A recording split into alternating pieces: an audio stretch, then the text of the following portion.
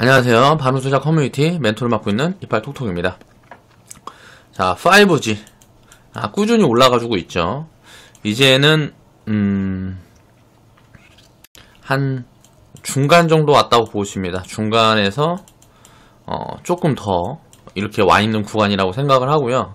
이제 지금은 계속 말씀드리지만 신규 편입할 수 있는 종목들이 거의 많이 없어요. 2017년도, 2018년도에는 뭐 널려 있었는데 지금은 이제 그때 편입할 수 있는 시기가 이제 많이 없고, 이제 큰 수익을 이렇게 만들 수 있는 구간에 이제 지금 이제 새로 신규 편입을 하기에는 대부분이 다 부담스러운 구간이고요. 이 전체 섹터군 중에서 한 10%나 5G라는 이 테마 섹터군 중에서 한 10% 정도나 담아볼 만한 종목들이 있는 것 같아요. 한 5%나 10% 정도나. 나머지는 좀 이제 다 담기 부담스러운 구간들이 왔습니다. 우리가 본격적으로 채워갔던 시기는 2017년도에서 2018년도 포트 비중이 한 30% 정도 채웠고요. 이때 이렇게 채워뒀던 것들이 이제 서서히 수익을 만들어주는 구간들이 오고 있는 거예요.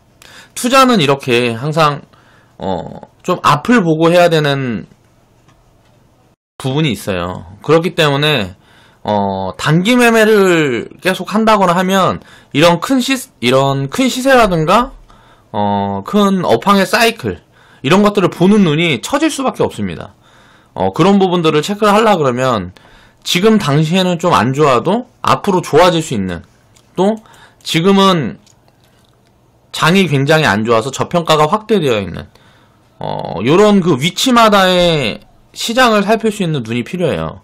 그런 부분들을 이제 회원분들과 같이 공부해 나가면서 하나씩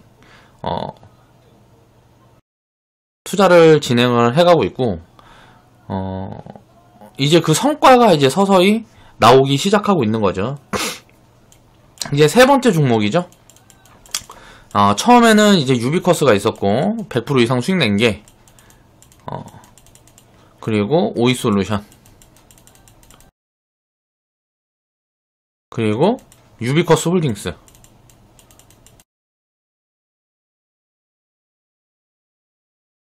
자, 오늘 이제 수익 스토리에서 다뤄볼 내용은 유비쿼스는 자회사고, 자, 유비쿼스 홀딩스는 모회사입니다.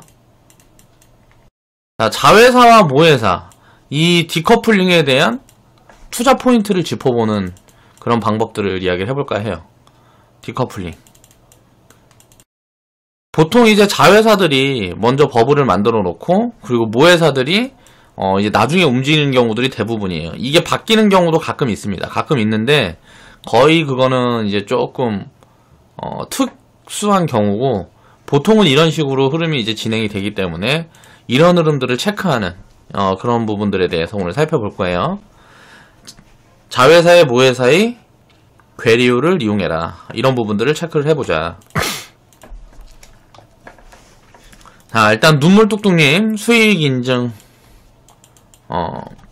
수익 스토리에서 수익자랑 게시판이라고 우리 회원분들만 있는 카페 게시판에 눈물뚝뚝님이 올려주셨고, 자, 매수가를 보면 5,400원이죠. 자, 오늘은 이제 한 11,800원까지 올라왔더라고. 이제 보통 평균적으로 지금 12,000원 구간대 오면은, 이 근방 오면은 이제 100% 구간에 도달하는 회원분들이 많을 거예요. 눈물뚝뚝님은 조금 눌렸을 때 샀든지 아니면 추가 매수를 해서 평단을 낮췄든지 해가지고 편입단가가 좀 낮은 거고, 이제 이 편입단가가 우리는 평균 지금 보면 6,000원 구간대인 것 같아요. 근데 한 10 보면 어때요? 이때는 한 12% 정도? 이렇게 낮으니까 이 12% 더 싸게 사니까 나중에 지나고 보면 어때요? 이게 만약에 12,500원만 가면, 이제 12,500원, 13,000원 가면 이 100% 수익률이 복리를 입어서 150% 수익률이 되는 거죠. 이 복리라는 거를 이해를 하게 되면 투자 기간이 점점 길어질 수밖에 없어요. 그러니까 이 부분들을 이해를 하기 전에는, 이해를 하고 내가 경험에 입혀지지 않으면 항상 단기 수익률들만 쫓아다니다 보니까 장기적으로 계좌가 복리를 입어가면서 커나가기가 굉장히 어려워지는 거죠. 이 복리에 대한 부분들을 이해를 하고 이거를 시스템화 시키는 작업이 꼭 필요합니다. 주식 투자를 할 때는. 그래서 보면은 바투님도 100% 넘어가신 것 같고, 유비커스 홀딩스는 좀 갖고 계시는 분들이 좀 많이 갖고 계시는 것 같아요. 그래서 좀 기분이 좋아요. 이렇게 수익이 크게 나오는 종목들은 회원분들이 많이 갖고 있었으면 좋겠어요. 자, 모회사와 자회사의 디커플링을 포착해라. 이 다음에 내가 또 해놨어? 자, 모회사와 자회사의 디커플링. 이런 부분들을 어떻게 살펴보냐면, 이제 이때 기업합병 분할을 하면서 나뉘었습니다. 유비커스와 유비커스 홀딩스로 나뉘었고, 유비커스를 제가 처음 추천했던 구간이 2만원이 깨져가는 그런 구간이었어요. 이렇게 빠지면서 이 정도면 다 왔다. 거기에서 마이너스 20% 30% 빠졌죠. 주가가 이렇게 단기적으로 하락하는데 왜 이 미리 담았을까를 생각을 해봐야 돼요. 이 자리에서 만약에 돌아선다 그러면 이게 빠졌다 갈지 이렇게 바로 돌아서서 갈지 그 당시에는 알 수 있어요, 없어요? 알 수가 없다고. 이때 당시에를 보면 9월, 10월, 11월 이때가 뭐냐면은 뭐 전쟁 난다. 그러면서 뭐 북한에서 뭐 어쩌고저쩌고 해갖고 뭐 트럼프가 김정은을 암살을 해니 어쩌니 하면서 막 뉴스로 맨날 이딴 것만 나오면서 주가가 지수는 좀 어느 정도 많이 안 빠졌지만 그때 당시에 이제 IT하고 바이오가 이제 세게 올라가는 구간들이어서 그 섹터 말고는 거의 전체적으로 다 빠지는 구간이 거의 9월, 10월 달이었어요. 아, 6월 달부터 9월 달까지였구나. 6월 달부터 6월 달까지. 이때가 지수가 전체적으로 빠질 때라서 이렇게 조금 더 빠졌던 거고, 결국은 기업 가치를 찾아서 이렇게 올라간단 말이야. 이 올라가는 흐름들을 봐야 돼요. 이 올라가는 흐름들을 봐야 디커플링을 체크해낼 수가 있습니다. 잡아낼 수가 있는 거죠. 자, 15,000원을 찍고 27,000원까지 빠르게 올라왔어요. 이 빠르게 올라올 때 보면 이 유비커스 홀딩스는 기업을 이제 분할을 해서 자회사를 만들어서 이걸 상장을 한 거죠. 분할 상장을 한 거란 말이에요. 분할 상장을 하고 유비커스 홀딩스는 이 지분을 보유하는 그 지배구조를 가지면서 가지고 가게 되는 거죠. 다른 사업부가 있는 거는 제가 사실 지금 좀 잘 살펴보진 않았어요. 다른 사업부 있는 건 잘 살펴보진 않았는데, 이제 실적을 추적하면서 꾸준히 이제 뭐 추적을 했죠, 실적을. 그러다가 보면 이제 이 두 번째 추천 구간이었던 이 구간이 이제 22,000원 21,000원 뭐 이 정도 구간이었어. 21,000원. 자, 유비커스를 이제 두 번째 추천했던 그 구간이 21,000원 이 구간 됐었고, 여기서 먼저 100% 나와서 자, 이제 절반 팔아라 사인을 드리고 나머지는 이제 보유하고 가는 그런 관점으로 진행이 됐고, 그러면은 이 종목이 디커플링이 오는 구간이 어디였나를 생각을 해보면, 유비커스는 이제 올라가서 이 구간에서 다지고 여기에서 이제 더 이상 밀리지 않고 방향을 탔단 말이에요. 유비커스 홀딩스는 어때요? 저점을 이탈하면서 자, 저평가를 더 확대해주고 주가는 그 이후에 움직였어요. 처음 추천 구간이 여기였었는지는 정확히 제가 기억이 안 나는데, 아무튼 이 근방에 이제 제가 추천을 했었단 말이에요. 그리고 나서 보유를 해서 끌고 왔으면 한 10개월 정도의 기간 동안 지금 100% 구간이 나온 거죠. 보면 이제 10월달에 폭락 구간에 또 이렇게 같이 무너지면서 한 번 더 기회를 줬어요. 10월 폭락. 10월달에 지수가 전체적으로 작살날 때 원래는 이렇게 가는 그림인데 그냥 이렇게 빠졌다가 가는 거야. 빠졌으니까 어때요? 속도를 더 가파르하게. 시간이 없어. 그러니까 더 빨리 올라가는 거죠. 그러니까 전체적인 지수 폭락에는 항상 기회가 됩니다. 이렇게 치고 올라갈 수 있는 섹터 혹은 종목들을 찾으면 그런 종목들을 체크를 해서 투입을 한다 그러면 항상 지수 폭락은 가장 싸게 살 수 있는 기회가 된다는 걸 또 알고 있어야 돼요. 그래서 디커플링 구간이 온 다음에 주가가 움직이기 시작할 때 본격적으로 이제 디커플링 확대됐던 구간이 이제 8월달이에요. 요 구간대가 이제 체크를 해서 계속 추적을 했다 그러면 좀 본격적으로 이제 편입을 할 수 있는 구간이었고, 자, 이제 10월달에 이제 한번 무너졌다가 회복했던 요 구간, 이제 무너지는 구간부터 이제 회복했던 이 두 달 구간이 마지막 기회였어요. 그리고 나서 시세를 줘버렸기 때문에 지금은 이제 적정 가치에 다 와 있어서 신규 편입을 하기가 굉장히 좀 부담스러운 구간입니다. 저 같으면 주가가 만약에 이제 뭐 7,000원, 7,500원까지 빠져준다 그러면 이제 이 구간에서 신규 편입을 잡아볼 수 있겠지만 이 구간까지 빠져주지 않을 가능성이 굉장히 높아요.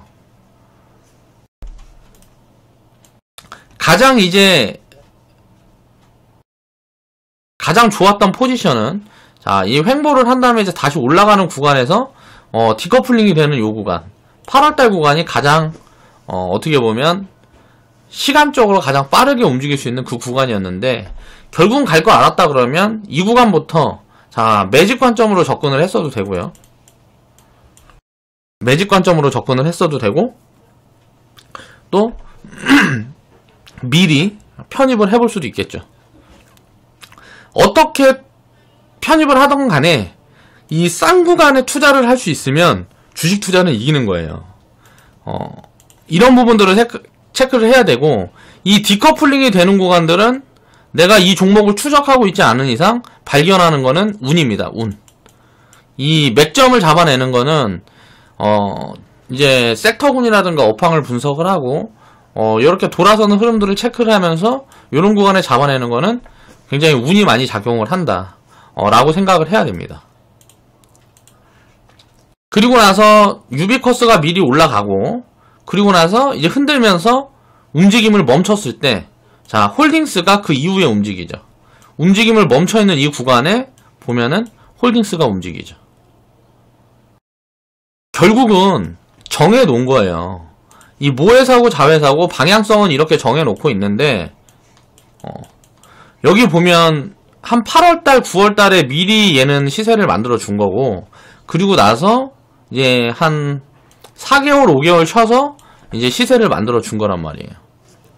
담아가는 구간이 요 구간에 같이 담았어도 마찬가지고 이 구간에 담았어도 마찬가지로 이 주 종목은 결국은 100%를 넘어가는 수익 구간을 만들어 줬다는 거죠. 이 이후에는 그럼 어떻게 될까요? 자, 최고점 구간까지 유비커스 홀딩스가 더 저평가되어 있으면 이게 수익을 많이 만들어줄 가능성이 높고요. 유비커스가 이익 전망치가 더 상향되면서 이게 뭐 그런 구간들이 나오면 당연히 유비커스가 최고점에 도달했을 때 수익을 더 만들어줄 가능성이 높겠죠. 근데 평균적으로 보통 수익의 맥스는 그러니까 수익의 꼭대기는 모회사 그러니까 지배를 하고 있는 모회사가 수익을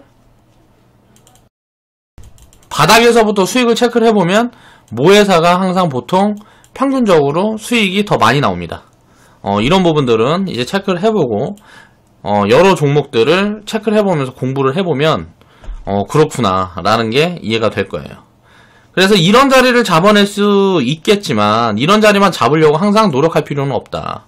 그런데 이런 디커플링이 보여지면 적극적으로 편입을 해서 끌고 가는 포지션을 취하면 어떻게 보면 기간을 많이 단축해서 수익을 크게 낼 수 있는 방법 중에 하나가 된다 라는 거고요. 이제 보통 사람들은 보면 자회사 모회사면 이 둘 중에 하나만 선택하려고 그래요. 둘 중 하나. 근데 저는 생각이 달라요. 이게 움직이는 포인트나 시점이 다르기 때문에 둘 다 산다. 둘 다 사서 평균을 취하자.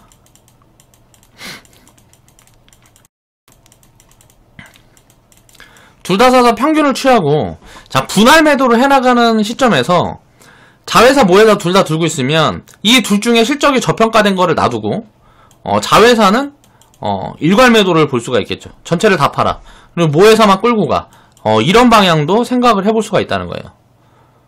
그러니까 유비커스와 유비커스 홀딩스를 보면 이제 더 이상 이제 뭐 버블이 진행이 된다거나 또 이제 가치를 다 반영해서 이제 버블 구간이라고 판단이 되었을 때 상대적으로 더 싼 종목을 보유기간을 늘리고 이 종목은 팔아치울 수 있는 대응의 영역에서도 두 종목을 다 담아놓으면 그런 이점을 취할 수가 있다는 거죠. 한 종목만 가지고 있었다 그러면 이미 둘 다 이렇게 올라와 있는 구간이기 때문에 이걸 치워버리면 이 종목은 더 이상 끌고 갈 수 있는 그 포지션, 확대 포지션이 잘 나오진 않는단 말이에요. 그래서 이렇게 둘 다 담아놓으면 그 중에 더 저평가된 기업들을 끌고 가고 그 중에 더 저평가된 기업을 끌고 가고 상대적으로 고평가에 있는 기업을 일괄 매도 포지션을 좀 더 빨리 칠 수가 있고, 상대적으로 고평가되어 있는 기업들이 보통 보면 자회사인데 자회사들이 보면 먼저 움직인다. 이런 부분들도 체크를 해놓고 우리가 분석할 때 이용하면 도움이 될 거예요. 기업 가치가 받쳐준다 그러면 자회사와 모회사를 모두 사라. 사업 구조가 많이 다르다 그러면 모르지만 사업 구조가 비슷하다 그러면 자회사 모회사 둘 다 사는 거예요. 물론 이제 자회사가 비싸다, 이건 비싸다, 이런 경우도 되게 많아요. 싸다. 자, 모회사는 싸고 자회사는 비쌀 수가 있어요. 그럼 어때요? 이건 안 사고 이것만 사면 되겠죠. 근데 둘 다 싸거나 둘 다 성장성이 높다, 그럼 둘 다 사는 거예요. 그렇게 해서 평균을 취하고 나중에 대응에서도 대응을 해가고 포트를 정비해 나갈 때도 효율적이다. 이게 둘 다 보유를 하고 있으면 대응을 할 때 효율적이다라는 얘기죠. 모회사는 자회사를 지분으로 지배하는 구조를 가지고 있다. 자회사보다 보통 자회사를 지배하는 모회사가 저평가가 돼 있다. 또 특이한 거는 모회사가 보통 보면 배당을 더해요. 모회사가 배당을 더하고 자회사 같은 경우는 배당이 좀 낮아요. 자회사는 배당보다 성장에 치중을 합니다. 그렇기 때문에 이 성장 모멘텀이 입혀져서 자회사들이 주가가 버블로 먼저 들어가는 경우가 많아요. 그리고 모회사 같은 경우는 배당을 늘려주기 때문에 사실 좋은 자리를 한번 잡았다 그러면 팔지 않아도 돼요. 그 업황이 끝날 때까지, 업황이 끝났다 생각될 때까지 보유를 해도 됩니다. 단기적으로 100% 500%의 파동이 나와 있을 때 자회사는 고평가 구간이더라도 모회사는 저평가 구간인 경우가 많다. 자, 유비쿼스하고 유비쿼스 홀딩스도 마찬가지예요. 유비쿼스 같은 경우는 지금 적정 가치가 왔는데 이미 8월 달쯤부터 이제 적정 가치가 왔다고 보면 되고, 유비쿼스 홀딩스는 한 12,000원 구간이 거의 적정 가치예요. 지금 그러니까 현재 가치다. 근데 왜 분할 매도라고 다 팔지 않을까를 생각해보면 5G는 일단 인프라가 2021년 2022년까지는 실적이 우상향하면서 찍힐 가능성이 높아요. 22년은 좀 쾌세천을 둔다 그러면 21년까지는 확대되면서 실적이 찍힐 가능성이 높다는 거죠. 그러면 뭐 큰 리스크만 없다 그러면 2020년까지는 보유 관점으로 보는 게 맞다. 저는 이렇게 생각을 하는 거죠. 다만 신규 편입은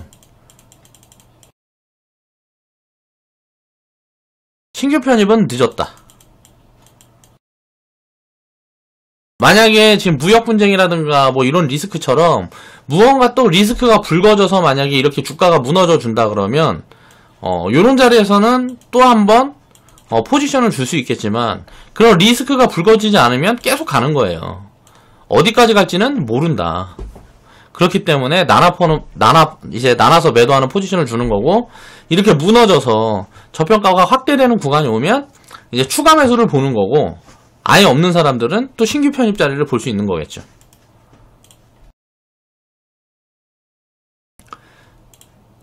매도 고민을 할 때 상대적으로 고평가되어 있는 자회사 주식을 매도를 하고 모회사는 끌고 가는 포지션을 취하는 게 대부분입니다. 자, 효율적인 대응이 가능하다는 거죠. 자, 항상 투자는 자산의 분배 개념으로 접근을 하고 평균을 취하는 시스템을 구축을 하고, 또 지속적으로 발전시켜 갈수록 장기 투자의 안전성이 확보가 된다. 자회사의 편입 시점을 놓치더라도 모회사를 추적해서 디커플링을 노려보는 전략은 훌륭한 투자 계획이 된다. 그러니까 이런 구간에 보면, 디커플링 구간을 살펴보면, 디커플링이 이제 가장 크게 진행됐던 거는 8월달인데 이거 동그라미를 좀 잘못 쳐놨네. 요 구간이 이제 디커플링이 가장 심하게 만들어졌던 구간이에요. 이 구간에 보면 기업 가치가 차이가 많이 납니다. 그러니까 이제 밸류. 저는 이제 숫자라고 얘기를 많이 하는데, 자, 기업 가치를 보면 8월달에 보면 유비쿼스는 거의 다 왔는데, 적정 가치 구간에 거의 다 왔는데, 유비쿼스 홀딩스는 엄청 싼 구간에 있단 말이에요. 그러면은 요런 자리에서는 편입 자리로 볼 수 있고, 유비쿼스 같은 경우는 8월달부터는 이제 편입이 늦은 거죠. 요런 흐름으로 이제 체크를 해볼 수가 있다는 거예요. 그래서 유비쿼스를 만약에 놓쳤다. 그러면 이 홀딩스를 추적을 했다 그러면 요런 자리에서 편입을 할 수 있는 기회가 나왔을 거라는 거죠. 요런 자리도 마찬가지고요. 요런 자리는 다 편입 자리지 뭐. 바닥이 보면 4,870원까지 빠졌었으니까 이제 6,500원에 샀다 그러면 6,000원에서 6,500원에 샀다 그러면 4,800 뭐 어디까지 빠졌으니까 마이너스 뭐 20% 30% 빠진 거잖아요.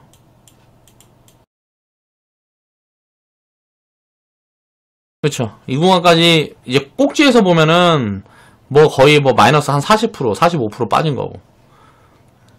요런 구간에서 이제 편입을 해놨으면 결국은 이제 수익이 많이 나오는 그런 구간이었던 거죠.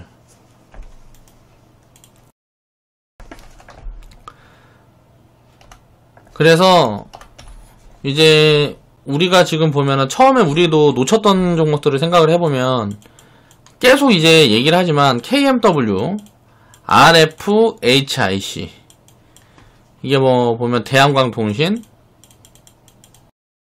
뭐 요런 것들이 보면은 이제 주도주였어요. 주도주였다가 이제 시세가 다 나오고 나이를 너무 많이 먹었어.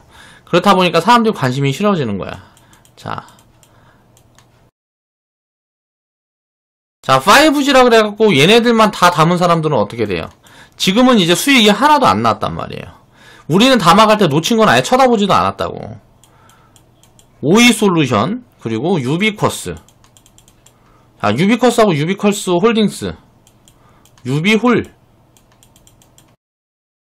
자, 시세가 나오지 않은 종목에 우리는 집중을 했기 때문에 얘네들이 이제 주도주가 지고 이제 새로운 주도주가 나온 거죠. 그러면 이제 지금부터 1년이 지나면 어떻게 될까요? 자, 또 다른 놈들이 나온단 말이에요. 얘네들은 또 지는 구간이 나와요. 시세가 다 나왔기 때문에 지는 구간이 또 나온다고. 그렇기 때문에 지금 제가 영상에서 수익 스토리에서 설명드리는 이 종목들은 편입 자리를 보지 말라는 거예요. 아직 시세가 안 나온 종목들. 자, 실적은 확대되는데 이 확대된 실적이 아직 숫자로 찍히지 않은 종목들 중에 잘 추적을 해보면 좋은 종목들이 아직도 좀 있습니다. 그러니까 그런 종목들을 추려서 편입해보면 되고 그런 종목을 잘 못 찾겠는 분들은 공부를 더 해야 되는 거죠. 뭐. 아직 실력이 부족한 거니까.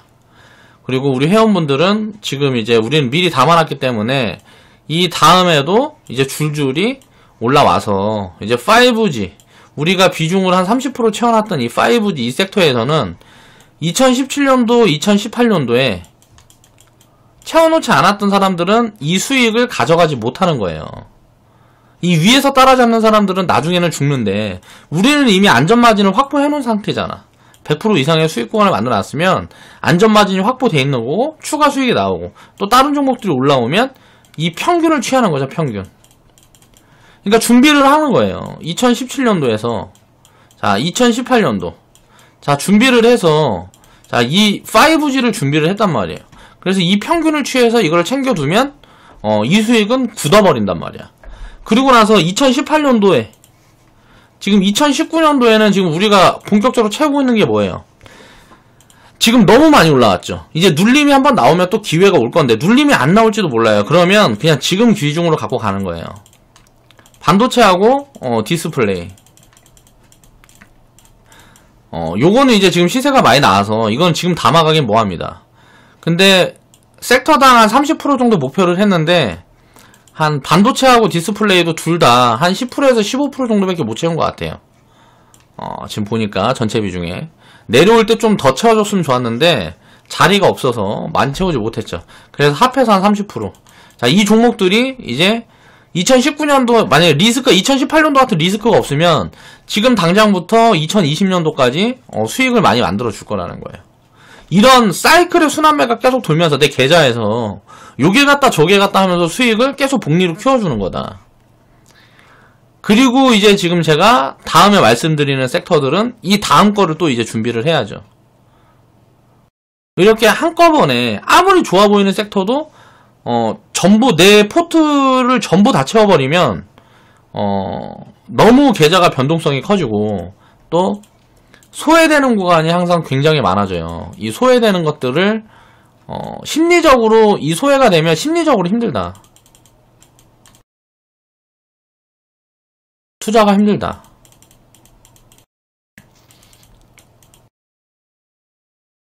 우리는 이제 2017년도 2018년도에 준비를 해놨기 때문에 이제부터 수익이 시작된 거예요. 끝난 게 아니고 시작됐는데 우리는 이제 수익이 시작됐는데 다른 사람들은 지금 편입을 해봐야 답이 안 나온다고. 자, 보여드릴게요. 자, 유비커스 홀딩스를 지금 우리가 유비커스 홀딩스를 5,000원, 6,000원에 샀다고 가정을 해봅니다. 지금 12,000원이에요. 자, 12,000원에 우리는 100% 수익 구간이에요. 자, 이 종목을 누가 또 12,000원에 편입을 했다고 생각을 해보자고요. 여기에서 6,000원이 더 올라갔어요. 그럼 어때요? 자, 이거는 수익률이 50%죠. 그런데 우리는 만약에 이게 더 올라가면 200% 수익률이 되는 거예요. 그쵸? 자, 이 6,000원이 이게 만약에 여기서 12,000원이 더 올라갔다. 그러면 6,000원에 산 사람들은 지금 12,000원에 산 사람들은 수익률이 이제 100%밖에 안 나온단 말이에요. 근데 우리는 복리 수익률이기 때문에 200%가 나있던 게 이제 300%까지 올라온다고. 자, 50%의 따블이 나는데 우리는 200%에서 50% 수익률이 늘어나는 거예요. 이런 식으로 복리가 확장이 되기 때문에 이 수익률을 절대 따라올 수가 없어요. 그렇기 때문에 우리는 보유를 하는데 지금 이렇게 바닥에서 이제 올라와서 상승 여력이 많이 나올 수 있는 종목들로 지금 신규 편입을 해야지, 신규 편입을 요런 종목들은 하지 말라는 거예요. 충분히 살 수 있는 그 자리를 가격대 매력 있는 자리를 주기 전까지는 지금부터 올라가는 거는 가지고 있는 자, 보유자들의 영역이라는 거죠. 보유자들의 영역. 그리고 우리 회원분들도 이 종목들을 안 갖고 있는 분들은 아쉬워할 필요가 없는 게 지금 요런 자리에 있는 종목들을 계속 찾아서 제가 가져다 드리고 있잖아요. 지금 요런 자리에 있는 종목들을 계속 찾아서 가져다 드리고 있다고. 그러니까 요런 것들은 쳐다보지 않고 요런 것들 사면 또 기다리면 요런 수익을 만들어 준다. 그러니까 항상 투자는 기다림이 필요하다. 그리고 상대적으로 가치를 분석을 해야 제대로 된 수익률들을 만들어낼 수가 있다는 거를 깨달아야 돼요. 그리고 그 기다림이 있었을 때 그 경험으로 그런 부분들이 깨달아져야 내가 경험을 해봐야 이런 부분에 대해 확신이 생겨요. 그렇기 때문에 제가 하고 싶은 말은 단기 투자에 너무 목매지 말아라. 이 단기 투자, 그래 난 단기 투기라고 생각을 합니다. 이건 투자라고 생각을 안 해요. 이 단기적인 방향성은 투자라고 생각을 안 해요. 투기라고 생각을 해요. 그러니까 이 매매 관점으로 접근을 해갖고는 평생 투자를 할 수가 없습니다. 이 평생 투자를 하기가 되게 어려워요. 이게 되게 어렵다. 내가 딱 기대하고 있는 그 기대값이 작기 때문에 그래요. 이게 작아서. 오래 보유를 하는 건 오히려 편안한데 이렇게 빠르게 움직일 때 덜어내고 막 이렇게 하려고 그러면 굉장히 이건 어렵습니다. 그렇게 투자를 끌어가기가 되게 어려워요.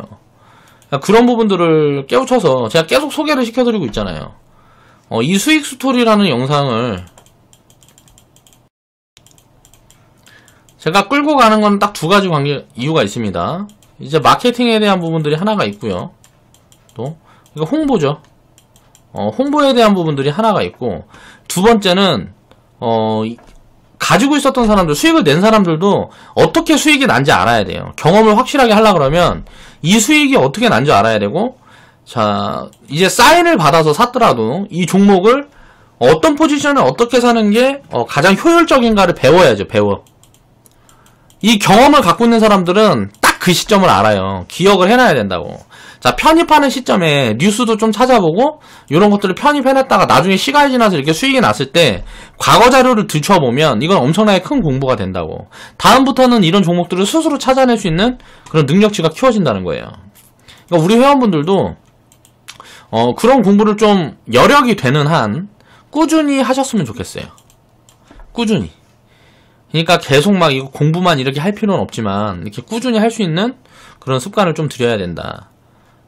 내가 허락하는 시간 하에서 하루에 10분이면 10분, 뭐 일주일에 20분이면 20분, 그 정도 공부량이라도 꾸준히 가지고 가다 보면 자연히 이제 투자의 그릇이 커져요. 그리고 돈을 담을 수 있는 이 그릇이 커져요. 내가 돈을 담을 수 있는 그릇. 이건 뭔 말이냐면 돈을 담을 수 있는 그릇을 이야기하는 건 뭐냐면 예를 들어서 10억이 있는데 10억을 가난한 사람한테 주잖아요. 결국 이 돈은 없어집니다.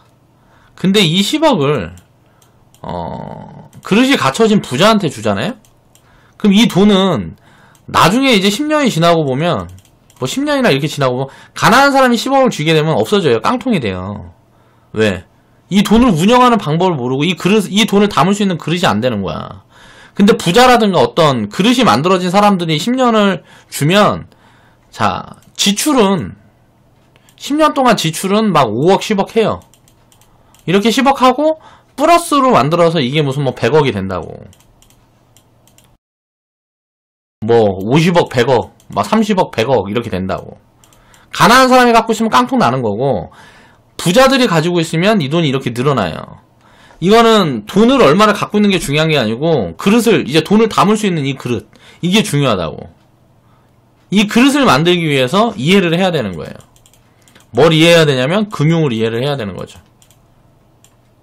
그러니까 금융이라는 거는 사실 돈이 늘어나면 늘어날수록 돈이 줄어들 수가 없는 구조를 가지고 있어요. 그게 왜 그런가를 이해를 해야 되고 여기에는 확률과 복리의 법칙이 있어서 그래요. 이 확률과 복리를 이해를 하면 이제 금융에다 이 부분들을 대입을 하면 돈이라는 거는 이제 장기간 봤을 때 줄어들 수가 없는 거지. 이런 부분들을 이해를 해야 되는 거죠. 그러니까 화폐 가치가 꾸준히 하락하는데 이 화폐 가치가 하락하는 것보다 이익을 더 크게 내야 되는 거죠. 화폐 가치가 1년에 예를 들어서 3% 하락한다. 지금 물가 상승률이 한 2.7% 되니까 그냥 한 3% 정도 보자고요. 화폐 가치가 3% 하락을 하면 우리가 은행에다 지금 넣어놓으면 자 2%씩 밖에 이자가 안 나와요. 그럼 1%씩 줄어드는 거죠. 마이너스 1%씩 1년에 줄어드는 거라고. 자 이게 근데 1%씩 줄어드는 게 아니라 이게 복리가 입혀지잖아요. 자 하락의 복리가 입혀져요. 그래서 이게 10년 20년 되면 거의 뭐 마이너스 한 50%에서 마이너스 70%는 사라진다고 봐야 돼요. 이 돈을 그냥 은행에다만 이렇게 물가 상승률보다 낮은 금리로 계속 넣어놓으면 이렇게 10년 20년 지나면 자 하락의 복리가 입어서 이렇게 된다는 거지. 그러니까 10년 전에 보면 우리가 떡볶이가 저 어렸을 때는 20년 전에 보면 떡볶이가 300원 500원이었어요. 한 그릇에 300원 500원이었는데 지금 떡볶이가 얼마냐면 보통 한 3,000원 해요. 그쵸? 보통 1인분에 3,000원 한다고. 옛날 1인분에 300원 500원이었다고. 자 물가 상승률이 거의 뭐 그러니까 물가 상승률이 한 800%에서 1000% 됐는데 20년 동안 은행에다 넣어놨으면 어떻게 됐을까요? 은행에다 넣어놨으면 자 이자가 붙어갖고 많이 늘어나 봐야 20년 동안 한 150%나 됐을 거라고. 늘어난 게 복리로 늘어나 봐야. 그러면 이게 어때요? 자 4분의 1 된 거잖아요. 내 돈은 내가 가지고 있던 돈은 4분의 1이 된 거라고. 그러니까 20년 전에 1억이랑 지금의 1억이랑은 엄청나게 다르다는 거죠. 앞으로 20년 후에는 당연히 더 그렇게 되는 거고. 우리가 과거에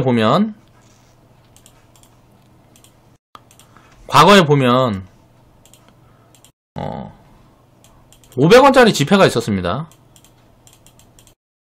이 500원짜리 지폐가 가장 큰 돈을 이제 뭐 지폐로 가장 큰 돈이었던 시기가 있었어요. 근데 지금은 어때요? 5만원짜리 지폐가 나왔죠. 자, 이 시기가 돼봐야 얼마나 됐을 것 같냐고. 한 3, 40년 됐을라나? 자, 이게 물가 상승률이에요. 지금 제일 예를 들어서 돈으로 액수로 제일 큰 지폐가 한 5만원 정도 되는데 과거에 한 3, 40년 전에는 500원짜리 지폐가 가장 큰 돈이었다고. 그리고 1000원짜리, 만원짜리, 5만원짜리 이렇게 나온 거지. 3, 40년 가만히 돈 갖고 있으면 깡통인 거예요. 그러니까 이 물가 상승률을 따라가려면 결국 투자는 필수고, 이런 부분들에서 화폐를 보유를 하고 있는 거는, 화폐를 보유한다는 거는 은행에다 돈을 넣는 걸 말해요. 은행돈. 은행 예금이 이제 화폐에, 그러니까 화폐를 보유하는 것과 같은 거예요. 은행 예금이. 자, 은행 예금은 항상 물가 상승률보다, 자, 물가 상승률보다 높을 때 하는 거예요. 그러면 언제 해야 되냐? 지금 이제 무슨 뭐 물가가 2.7% 이렇게 되면 경기가 버블로 가면 언젠가 또 나오겠죠. 이제 경기가 버블로 가면 과거로 우리가 쳐보면은 2002년에서 2007년도까지가 그랬어요. 자, 경기가 버블로 가면 이 버블을 죽이기 위해서 금리를 인상하는 구간이 나옵니다. 이 인상을 하는 동안에는 이제 뭐 주식시장 같은 경우는 엄청나게 이제 수익이 많이 나와요. 그러니까 크게 성장을 하죠. 큰 지수가 크게 올라요. 그러니까 금리를 인상하는 동안에는. 그런데 이제 이렇게 되면은 이제 물가가 막 이제 물가도 똑같이 올라간단 말이에요. 2.7%에서 물가가 막 4%, 5% 이렇게 올라가요. 물가 4%, 5%인데 이제 금리를 이제 잠깐 6%, 막 이렇게 10% 이렇게 줄 때가 있단 말이에요. 이거는 이제 뭐 1, 2년. 이때 변동금리를 하는 게 아니고, 변동금리 상품이 아니고 고정금리 상품이 나와요. 이제 고정금리 상품으로 저축상품이 나오면 그럴 때만 은행에다 예금을 하는 거예요. 자, 이 물가 상승률보다 이렇게 이자를 더 줄 때, 그리고 나서 이 금리가 또 떨어져서 물가 상승률보다 밑에 있으면 이거는 화폐 가치가 떨어지는 거기 때문에 무조건 자산에다 투자를 해야 돼요. 자산 중에 탑픽은 주식이고, 이제 부동산은 제가 생각했을 때는 이제 주택은 끝났습니다. 주택이 끝난 거는, 주택은 뭐예요? 사람이 살기 위해서 필요한 거잖아요.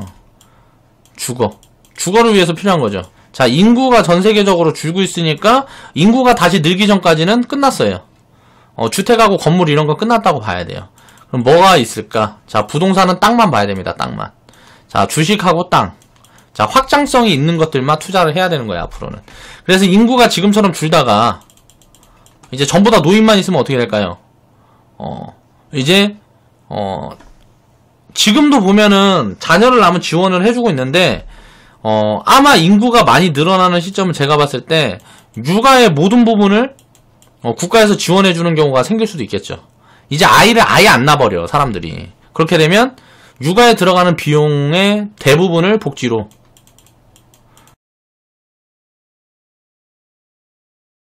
이거를 아이가 요즘 셋만 있으면 한 3년에 한 2, 3억씩 들어갑니다. 옛날에 뭐 10년에 2억 들어갔다 그러면, 요즘 뭐 10년, 20년에 2억 들어갔다 그러면, 요즘은 아이 셋만 있으면 그냥 생활비만 그러니까 1년에 한 6천에서 1억 봐야 돼요. 그러니까 이게 답이 안 나와요. 키울 수가 없어요. 일반 사람들이 키울 수가 없다고, 서민들은. 그러니까 부자들만 애를 낳아야 되는데, 부자가 상위 1% 해봐야 인구에 얼마나 돼요. 그러니까 인구가 계속 줄 수밖에 없는 거야. 그러면 이게 문제가 생기면 어떻게 되겠어, 이제. 이게 바뀌는 흐름이 나오겠지. 자, 복지로 아이를 낳으면 복지를 이제 계속 확대해 줄 거란 말이야. 그러니까 앞으로는 이제 노인복지가 지금 계속 늘고 있는데, 노인복지는 줄어들 거고요. 이제 보면 그걸 뭐라 그래야 돼? 육아복지는 늘어날 거예요.